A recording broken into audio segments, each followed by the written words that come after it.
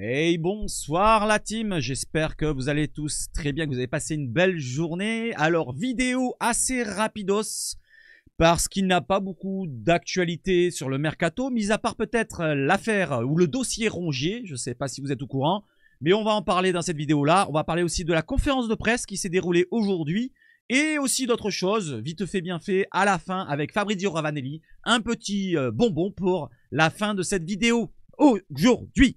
Alors, aujourd'hui, n'oubliez pas, nous sommes presque 20 000. N'hésitez pas à vous abonner, liker, partager. Et je tiens à remercier tout particulièrement Kamel qui vient de soutenir la chaîne en souscrivant à la team SHF. Encore merci à tous les abonnés par les soutiens pécuniaires et même les abonnés gratuits. Les amis, on y va tout de suite. Alors, j'enlève le son en dessous et on y va tout de suite sur quoi? Sur l'introduction. Tout d'abord, n'hésitez pas à donner aussi de la force pour après-demain, le match Marseille-Le Havre, le premier match 2025 pour l'OM au Vélodrome. Et on va en parler dans cette vidéo-là, puisqu'on va voir avec la conférence de presse les retours de De Zerbi et de Quentin Merlin. Allez, on y va tout de suite. 5, 4, 3, 2, 1, c'est parti.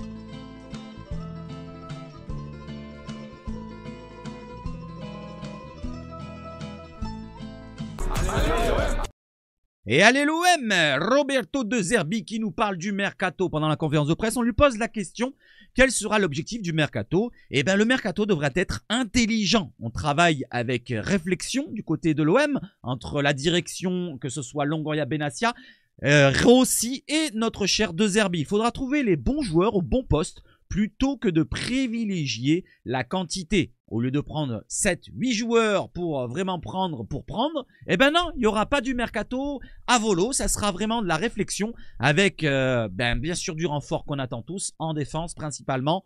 Pourquoi pas de l'opportunité avec des dossiers comme Paul Pogba, des autres joueurs, si bien sûr il y a des départs, parce que s'il y a des départs, il y aura des arrivées, comme Amin Harit, s'il partirait du côté de je ne sais où, eh ben il sera remplacé poste pour poste, pourquoi pas.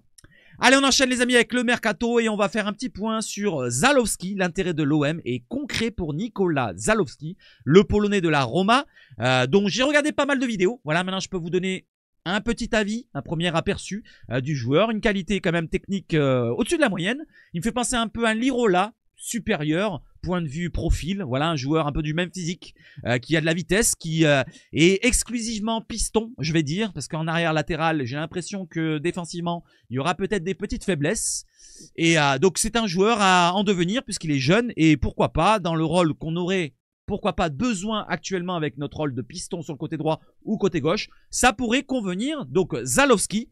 Donc l'OM examinerait plusieurs autres pistes en cas d'échec sur le joueur polonais, selon Longari, donc c'est le média italien. Et on enchaîne les amis, et on fait un point maintenant sur un autre joueur qui joue en Serie A, du côté de la Juve. Du côté de Gazzetta dello Sport, l'OM essaye de signer librement Danilo suite à sa mise à l'écart par la Juve. On va attendre de suivre ça de très très près, L'OM est en retard, il y a un club qui est en avance sur l'OM, c'est le Napoli. Donc on va voir ça et je vous tiens au courant pour les prochaines vidéos. Donc Danilo, c'est un joueur qui peut jouer axial et latéral droit. Donc c'est un joueur qui peut, pourquoi pas, concurrencer et voire être titulaire devant Murillo. Voilà, plutôt le poste axial droit. Allez, on enchaîne les amis avec une autre rumeur. Je vous ai cité dernièrement donc le joueur brésilien Andrea Pereira qui joue à Fulham. Et selon The Times, un média quand même assez sérieux en Angleterre, Fulham craint que l'OM ne renouvelle son intérêt pour Andreas Pereira.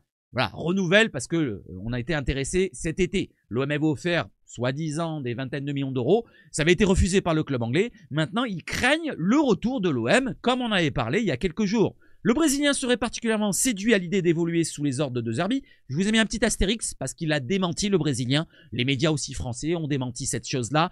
Et il avait dit quoi à l'époque? En novembre, ce serait formidable d'aller à Marseille étant donné la façon dont De Zerbi fait jouer ses équipes. Nous verrons en janvier ou à la fin de sa saison si un transfert aura lieu ou si je resterai à Fulham. Lui derrière, Pereira avait répondu sur X, sur Twitter, qu'il était satisfait et heureux de rester à Fulham. Mais comme on dit, voilà donc... c'est de la communication. On va suivre ça de très très près. Reste à savoir si l'OM est toujours intéressé par le milieu anglais de Première Ligue. Derrière, on a l'information qui nous sort aussi de Télégraphe avec l'OM qui est de nouveau intéressé par Andrea Pereira cet hiver.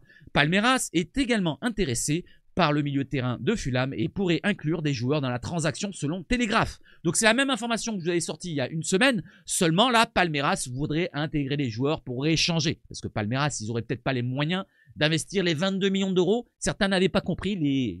Donc ils n'ont pas d'argent, mais ils peuvent inclure des joueurs, pourquoi pas, et pourquoi pas payer en plusieurs fois. C'est comme ça que ça fonctionne. Vous savez très bien que dans le transfert, c'est jamais en une fois, à part les clubs frauduleux qui ont de l'argent à volo. Donc, selon le Télégraphe, l'information est confirmée. Donc, on va suivre ça de très près. Moi, je pense que c'est vraiment une rumeur, point de vue agent, qui fait un petit peu mousser le joueur pour pourquoi pas trouver une porte de sortie. Voilà, un petit peu comme d'autres dossiers qu'on avait cités par le passé. C'est surtout un jeu d'agent, j'ai l'impression, sur ce dossier-là. Mais on va regarder ça tranquillement, sûrement, et je vous tiens au courant. Allez, on enchaîne maintenant avec le dossier principal qui nous intéresse aujourd'hui, c'est Valentin Rongier selon RMC Sport. Ça fait toute la journée du côté du média français. Jorge Sampaoli, ou Jorge Sampaoli, notre ancien coach à l'OM, veut Valentin Rongier à Rennes. L'OM ferme la porte, absolument. L'OM ferme la porte. Même De Zerbi en a parlé pendant la conférence de presse. Je vais vous montrer sa réponse. Et attention, parce que c'est pas terminé, parce que Rennes veut vraiment consolider son milieu de terrain. Ils ont pris Seko Fofana. Ils ont fait revenir de Al Nasser, si je me trompe pas, de club d'Arabie Saoudite. Et pourquoi pas consolider leur milieu de terrain en faisant revenir, ou venir plutôt, donc notre cher Valentin Rongier, qui convient parfaitement dans notre système de jeu actuellement. On va voir un petit peu, Valentin Rongier n'envisage pas de quitter l'OM et se sent de nouveau épanoui et important à l'OM. Il resterait concentré sur sa fin de saison olympienne. N'oublions pas, Valentin Rongier lui reste 1 an et demi de contrat. Et ce qu'avait dit Pablo Longoria par le passé, il avait dit « je veux pas de joueurs qui restent sur 1 année de contrat ». Donc, est-ce que ça ne serait pas les premières négociations qui arriveraient à quelque chose, pourquoi pas pour l'été qui arriverait prochain? À voir, à suivre de très très près. De Zerbi a dit quoi pendant la conférence de presse? Il a répondu et il a dit ça. Roberto De Zerbi sur l'avenir de Valentin Rongier. Rongier est intransférable. Va falloir que Rennes trouve un autre joueur. Il a botté en touche. Voilà, j'ai bien aimé la réponse de Zerbi pendant la conférence de presse. On lui pose la question. C'est Flo Germain de RMC. Il lui dit pour la rumeur et l'information comme quoi Rennes voudrait récupérer Valentin Rongier. Vous en dites quoi? Il dit quoi? Qui? Quoi? Il a dit Rennes? Non, ben ils vont devoir trouver un autre joueur. Allez, next. Voilà, ça me fait plaisir qu'on consolide un petit peu notre effectif, notre colonne vertébrale qui est très sérieuse jusqu'à la fin de saison. Et après, on vendra, pourquoi pas, en fin d'année, si on arrive pas à réussir notre saison, ou peu importe. Voilà, parce que le cycle, il faut le faire tourner aussi. Et Valentin Rongier, ça fait quand même depuis 2019, si je me trompe pas, qu'il est à l'OM. Ça fait 4-5 ans. Voilà, 5 ans, ça va faire. Donc, il a prouvé sur certains matchs qu'il avait le niveau de rester à l'OM. Mais j'ai l'impression que le cap européen, quand il était en Champions League, c'était assez compliqué. On va voir, parce que là, maintenant, il est revenu. Et peut-être que l'année prochaine, il jouera avec nous en Champions League. On va voir si sous De Zerbi ça fonctionne bien, et je souhaite en tout cas qu'il reste chez nous et que on consolide cette équipe du côté de l'OM. Allez, partons maintenant sur la conférence de presse et on va voir ce que nous a dit Roberto De Zerbi. Il nous a dit qu'il a retrouvé les joueurs comme je les avais laissés. Au niveau athlétique, personne n'est en surpoids, c'est très important, ça témoigne de leur sérieux. Quand on fait ce métier, il n'y a pas de Noël, rien, pas de jour de l'an. À part une petite flûte de champagne, quand même, ça ferait plaisir. Donc, il a dit que les joueurs ont été sérieux pendant cette trêve-là. C'est ce que je craignais sur certains écarts, peut-être. Mais c'est surtout sur le niveau athlétique, comme il a dit, ils sont revenus au top. Donc, maintenant, on va voir si, point de vue sur le terrain, ça confirmera un petit peu ce qu'on a vu au mois de décembre, c'est-à-dire les 4 matchs, les 4 victoires et le match nul contre Lille, en espérant qu'on arrive à nos objectifs.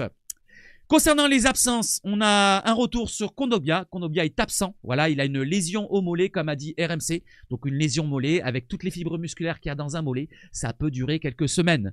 Donc moi, j'avais une lésion à la cuisse dernièrement, voire une déchirure. Ça avait duré 3 semaines, 1 mois avant que je puisse faire des efforts bien comme il faut, sans avoir de douleur. Et là, même quand je fais des efforts, alors je suis pas un sportif professionnel, j'ai encore des douleurs. Alors donc, point de vue durée, je dirais, je pencherai sur 3 semaines.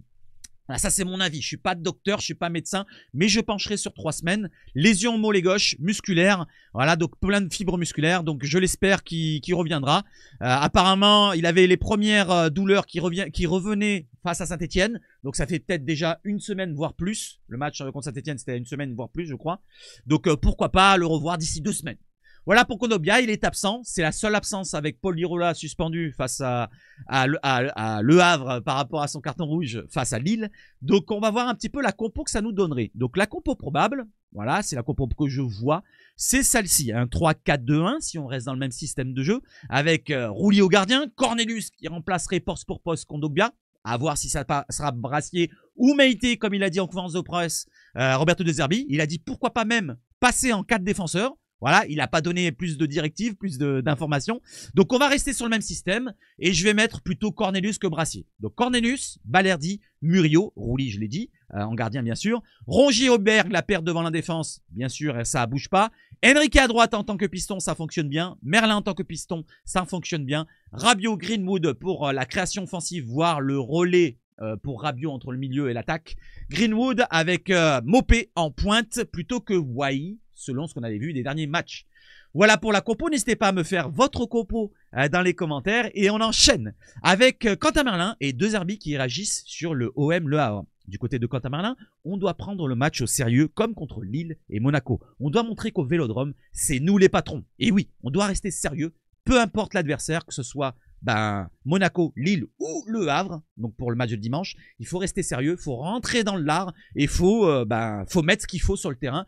Peu importe qui tu rencontres. Après, si c'est un bloc bas, comme avait dit De Zerbi, et j'enchaîne sur De Zerbi, l'objectif c'est de battre Le Havre. Le stade sera plein, c'est une responsabilité très importante.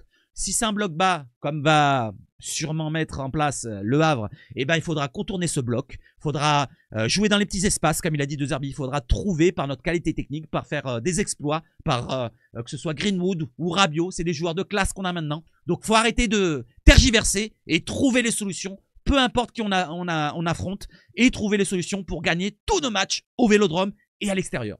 Voilà pour OM Le Havre, et on enchaîne avec Quentin Merlin qui nous parle de son poste. Voilà, je voulais enchaîner un petit peu avec Quentin Merlin. Le rôle de piston me plaît car je suis plus offensif. Je complète bien Rabiot et il correspond plus à mon profil. Donc ils peuvent bien combiner avec un Rabiot qui irait sur son côté. Et pourquoi pas, quand ils pourraient combiner, ça ferait des solutions pour amener offensivement. Après défensivement, il a dit, j'ai aussi des lacunes défensivement. Je le sais, il faut que je travaille sur ça. Je fais beaucoup de vidéos, nous dit Quentin Merlin. Il sait au moins où sont ses lacunes. Il sait que défensivement, il laisse parfois à désirer. Donc c'est un petit peu comme Garcia. On a deux joueurs sur le côté gauche qui sont avec des lacunes défensives. Côté droit, c'est un peu le même système. On a Luis Enrique. Défensivement, c'est pas son premier rôle. Même si quand même, Luis Enrique, défensivement et offensivement, surtout offensivement, il convient parfaitement cette année. Il fait beaucoup d'efforts. Il ne se cache pas. Mais je vais pas enchaîner sur Luis Enrique, puisque je reste sur Quentin Merlin et sa concurrence qui est saine avec Ulysse Garcia.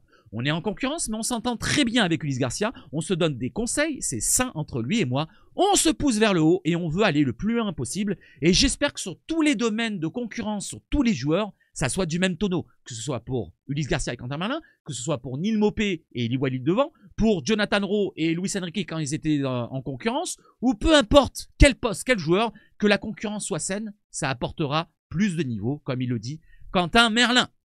Voilà pour la conférence de presse. Je vais pas vous détailler tout ce qu'ils ont dit, que De Zerbi a dit j'apprécie Marseille, voilà, je suis en extase devant Marseille, et si là, toujours les mêmes messages, et si et ça. Au bout d'un moment, ça devient bateau, voilà, de relayer toujours les mêmes choses.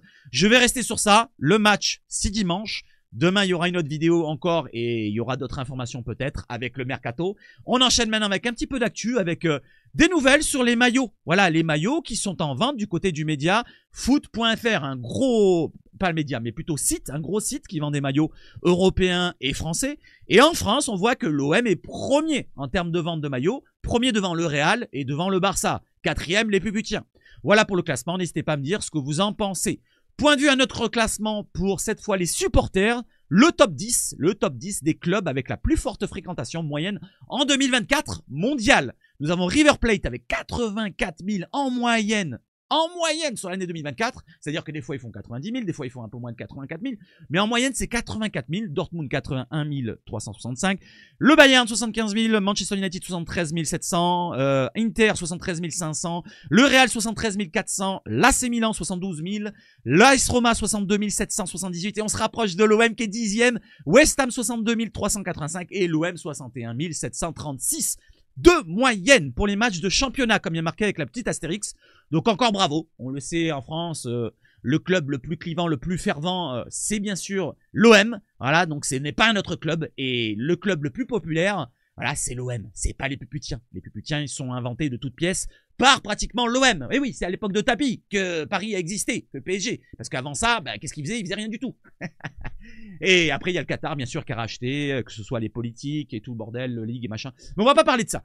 Allez, on enchaîne avec autre chose. Le petit plaisir de monsieur Fabrizio Ravanelli qui est passé du côté de Free. Et oui, il nous a délivré une petite interview qui est plutôt sympa. Je l'ai pas regardé en entier, mais j'ai vu quelques passages. Et on a ce petit passage que je vais vous faire écouter vite fait, bien fait. Voilà, je vous mets le son. Hop, tchac, je crois que je l'ai, c'est bon. Écoutez bien avec quelle émotion il parle de l'OM. Et je ne peux pas vous faire écouter tout le reste, mais juste écoutez ce petit passage. Écoutez. J'avais une émotion très forte. Alors je vous le remets. Excusez-moi, je vous le remets. J'avais une émotion très forte et je suis aujourd'hui en difficulté à parler avec vous. Ça, c'est l'émotion de Marseille. Voilà, beaucoup d'émotions pour Fabrizio Ravanelli, qui a aussi parlé de l'anecdote du penalty contre les Puputiens. Voilà, donc alors, Fabrizio Ravanelli, penalty ou pas contre Rabah et Sandratana, c'était le défenseur qui fait la faute. Et on voit qu'il a accroché juste derrière, là, il tombe, on dit tout seul, mais non, c'est pas vrai. Il a effleuré sa jambe. Il a effleuré sa jambe droite avec sa jambe gauche. Je parle de Rabah et Sandratana, avec sa jambe gauche, il lui effleure. Et quand on court, la jambe est déviée et ça se fait un croche-patte tout seul.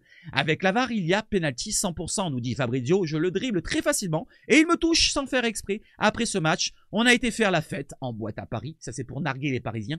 En tant que Marseillais, c'était unique. Voilà pour la petite anecdote. Mais en gros plan, comme d'habitude, pour terminer avec vous, n'oubliez pas, encore une fois, venez nombreux dimanche. Voilà, si vous voulez donner de la force à la chaîne, si vous voulez qu'on atteigne les 20 000 ensemble, il faut venir nombreux. Nous sommes pas nombreux pour l'instant sur le live. Eh ben, il faut être plus nombreux et mettre des messages dans le chat. Mettez vos pronostics. Voilà, pour voir un petit peu ce que vous voyez comme rencontre, comme match, comme résultat plutôt. Moi, je vais vous donner mon pronostic en avance. Voilà, 2 jours en avance. Je vois une victoire de l'OM, voilà, dans la durée, dans la lancée qu'on a vécue la fin de saison, la fin d'année, pardon, 2024. Une belle victoire de l'OM. 4 buts à 1. On encaisse un but encore malheureusement. Pas de clean sheet. Voilà, parce qu'on n'a pas notre défenseur qu'on attend encore une fois. Un défenseur costaud comme peut-être Danilo, qu'on a vu juste avant. Donc, 4 buts à 1. Et pourquoi pas, tiens, un but de Wai qui rentre en deuxième mi-temps. Voilà, un but de Wai, but de Greenwood, bien sûr. Même doublé de Greenwood qui passera premier buteur comme il le veut, puisqu'il va être meilleur buteur du championnat. Et un but de, allez, Luis Enrique qui continue. Luis Enrique qui continue dans la durée, dans la lancée. Voilà, 4 buts à 1, les amis. N'hésitez pas à donner votre pronostic, votre composition d'équipe et tout le reste, si vous avez envie de réagir sur tout le reste. Allez, vive le foot chez Sebache Foot. Bonne soirée, bonne nuit à toutes et à tous. On se retrouve demain, sûrement matin ou après-midi, peu importe. Mais en tout cas, on se retrouve demain sûrement et après-demain surtout pour le match.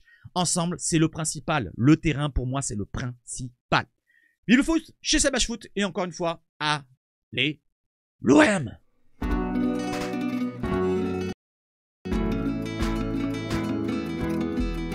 Allez, ciao, ciao, ciao.